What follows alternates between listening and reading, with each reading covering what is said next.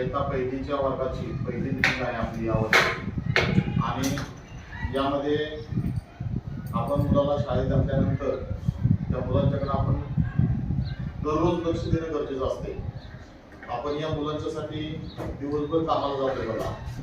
सकाळी तुम्ही 8-8:30ला घर सोडता ते संध्याकाळी 6-6:30 घरी येतात. पण आल्यानंतर आपल्या मुलाच्या अभ्यासाकडे लक्ष देणं गरजेचं आहे.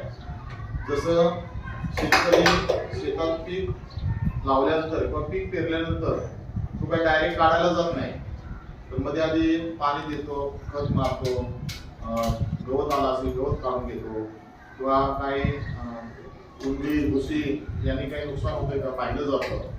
तसं तुम्ही एका विद्यार्थी शाळेत घातलं की त्याचा विषय संपत नाही. तर त्याच्यासाठी तुम्ही अधूनमधून आपल्या मुलाची प्रगती किती आहे, आपला मुलगा अभ्यास किती करतोय, आपला मुलगा आपण घरातून पाठवली नक्की शाळेतच जातोय का, मध्ये कुठे खेळत बसतोय किंवा कुणाच्या वर्गात जाऊन बसतोय. पहिलीच्या मुलांना पहिलीच्या वर्गातच बसलं पाहिजे. तो वर्गात दुसऱ्या वर्गात बसायला लागला तर त्याचा अभ्यास होत नाही. परत तुम्ही कुठं मामाच्या गावाला गेले, कुठं उरसाला गेले, कुठं लग्नाला गेले तर लहान मुलांना घेऊन जाऊ नका. त्याचं शाळेचं नुकसान होतंय, त्याच्या शाळेचा खराब होतो. जसं तुम्हाला दररोज जेवायला लागते तसं त्यांना दररोज अभ्यास लागतोय. आज समजा जे मॅडमने शिकवलं तर ते मॅडम परत शिकवत नाही, त्याचं नुकसान होते. म्हणजे त्या दिवसाचं त्याचा अभ्यास बुडतो, त्याचं नेहमीचं रुटीन बिघडतं. मग तुम्ही बघा शाळेला जर सलग 4 दिवस सुट्टी असेल तर 5व्या दिवशी मुलगा शाळेत यायला कंटाळा करतो, आपोआप तो घरी थांबतो. म्हणजे काय होतं, एक सवय लागते.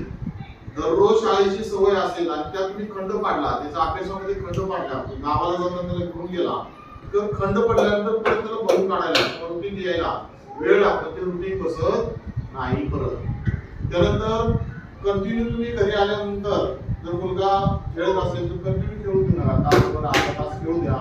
त्यानंतर कंटिन्यू टीव्ही बघून देऊ नका.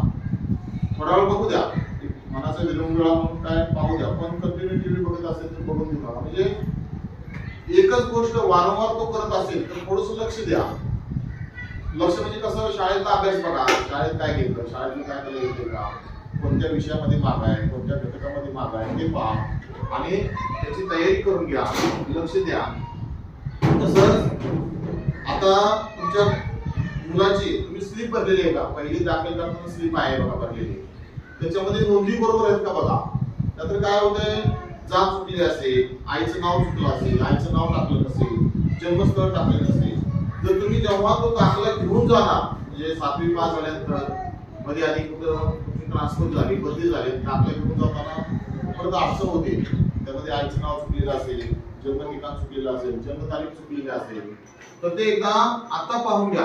आता आपल्याला दुरुस्त करता येते, आता आपल्याला बदल करता येते.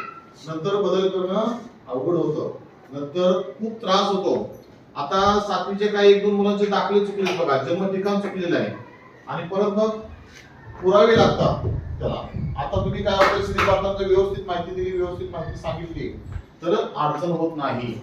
आज आपल्या या मीटिंगसाठी आपले मार्गदर्शक आणि माझे सरपंच नाना या ठिकाणी उपस्थित आहेत.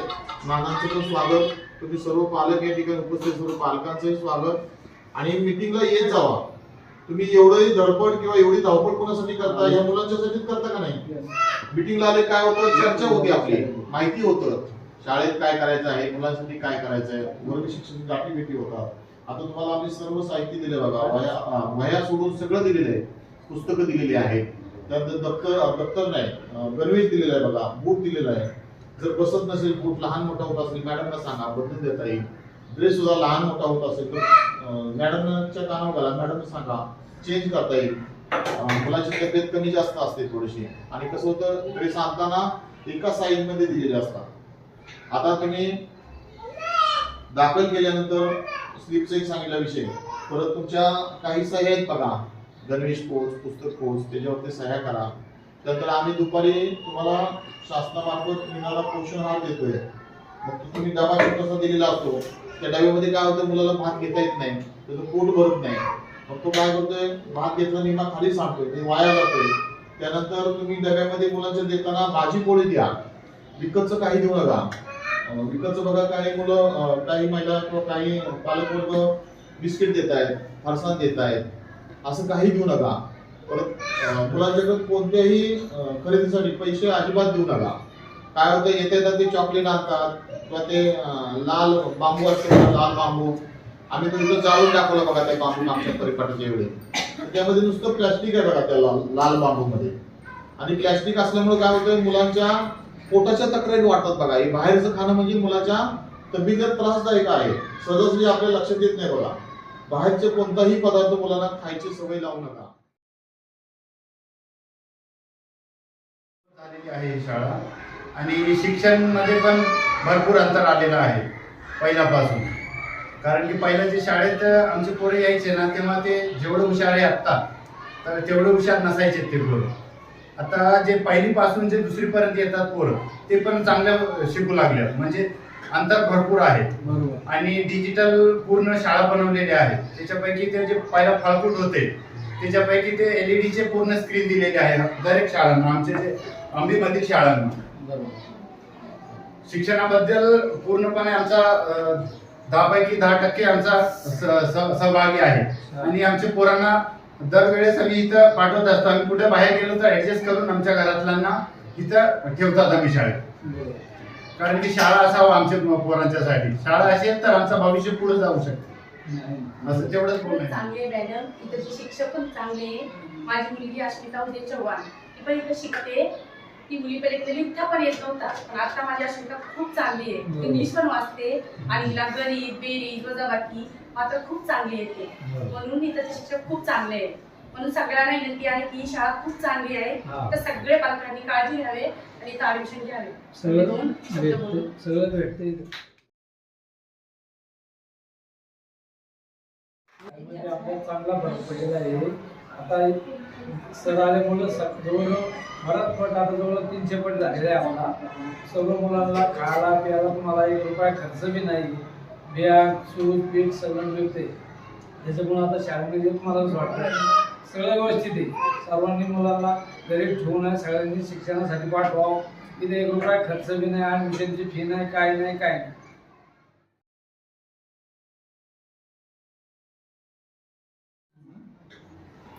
फोटो घ्या सगळे.